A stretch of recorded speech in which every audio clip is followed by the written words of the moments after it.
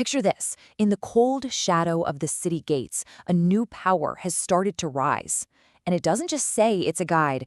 Oh no, it claims to be the very finger of God.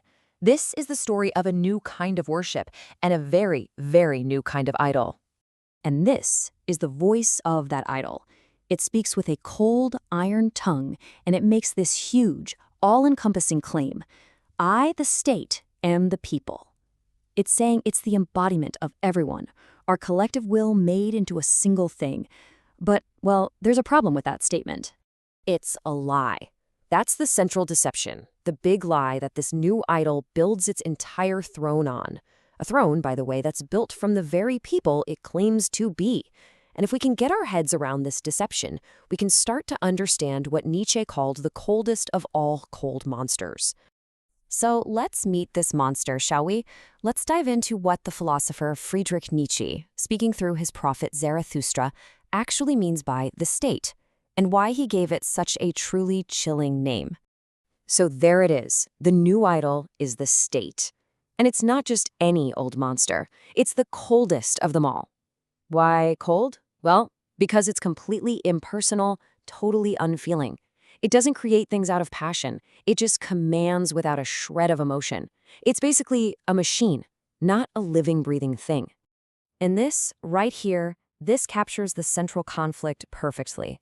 On one side, you have the people, individuals, creators, who build faiths and values that are rooted in their own spirit, the I.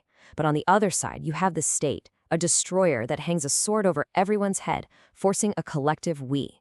Okay, so if this monster is so cold and destructive, you gotta be asking, why would anyone follow it?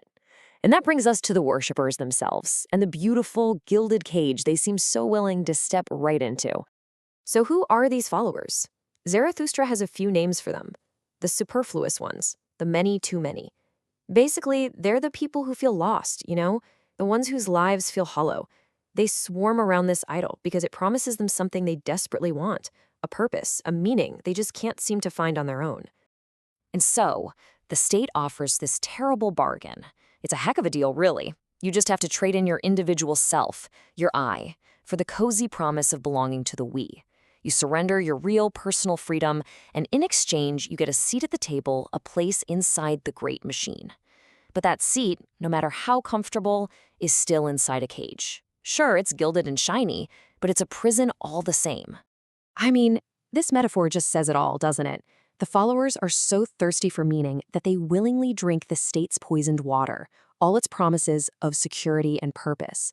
And they actually mistake it for life itself. They think they're being saved, but really, they're being consumed. So what's really being exchanged here? Let's be clear. The state is a thief. It steals that creative fire, that unique spirit inside an individual. And what does it give back? The clatter of coins, the smoke of some empty honor or title? You're trading your soul for stuff. You can almost hear Zarathustra yelling this into the wind, can't you? Everything in the state is false. It's all just a big performance. It claims to have its own power, its own originality, but its strength is parasitic. It's taken from the very people it's swallowing up. It bites with stolen teeth. And here's the ultimate consequence of all this. To the state, you, an individual, are not a bridge to something greater, not a bridge to what Nietzsche called the Übermensch, or overman. Nope, you're just a brick in a wall, a faceless, nameless component to be used for the common good and then tossed aside when you're no longer useful. So, after diagnosing this sickness, the parable shifts gears. It now offers a warning, a fiery call to anyone who's still able to hear it. So the question becomes, all right, if the city, the heart of the state's power, is just this big, gilded cage, what's the alternative? Where can a free spirit actually go to find some air to breathe? And the answer isn't some other system or another group to join. Zarathustra points away from the stench of the cities, away from the noise of politics. He points toward the wilderness, the open sea, the lonely mountains.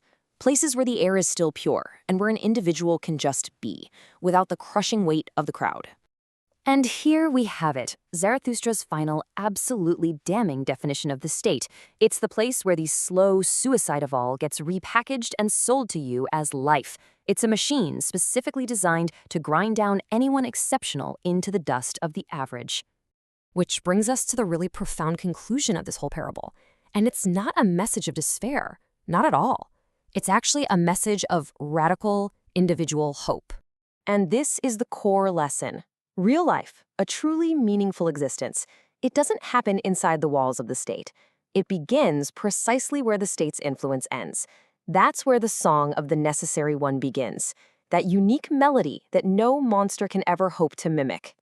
And so we end up right back where Zarathustra began, on a lonely mountain far away from the crowd. His warning is this final, provocative call to action. Each one of us carries a creative fire, and the question this parable leaves us with is, are you going to protect that fire, or are you going to feed it to the coldest of all cold monsters?